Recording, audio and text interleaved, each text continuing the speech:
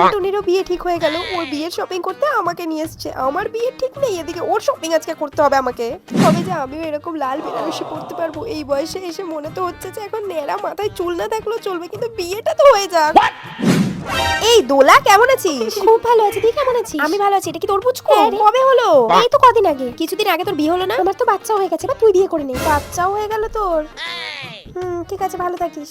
দোলার বিয়ে হলো, বাচ্চাও হয়ে গেল, আর এদিকে আমার বিয়েই হলো না। সবাই বলে খেন্তি পিসি তোমার কবে বিয়ে হবে? এটা শিল্পা না? দেখি তো। এই শিল্পা, ওয়াও কি সুন্দর লাগছে। এটা কে? বয়ফ্রেন্ড নিশ্চয়ই। হাই, এটা আমার হাজবেন্ড। তুই বুড়ি হয়ে গেছিস, এখনো বিয়ে করিসনি? তুই কি ভাবলি আমি বয়ফ্রেন্ড নিয়ে ঘুরে বেড়াবো? তুই তোর হাজবেন্ড, তোর বিয়ে হয়ে গেছে? দেখ সিধু, দেখ সিধু, দেখ। এ কি, কবে হলো? তোরও তো জানতে হবে না, তুই একটা বিয়েটা কর। সবার বিয়ে হয়ে যাচ্ছে, আমি খালি লোকে তত্ত্বই সাজিয়ে যাবো। দূর।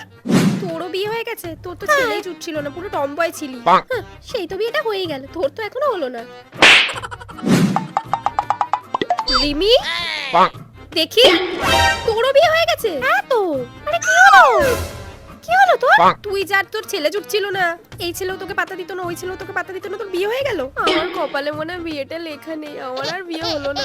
পাড়ায় 80 বছরের দিদা থেকে শুরু করে 5 বছরের বাচ্চা সবাই আমাকে জিজ্ঞাসা করে খেন্তি পিসি তোমার কবে বিয়ে হবে। এখন তো তাও পিসি বলে সম্মান দিচ্ছে, কদিন পর মনে হয় বলবে খেন্তি দিদা তোমার আর দাদু জুটবে না এই কপালে। কি আর করবো, এই দুঃখে বিরিয়ানি খাই।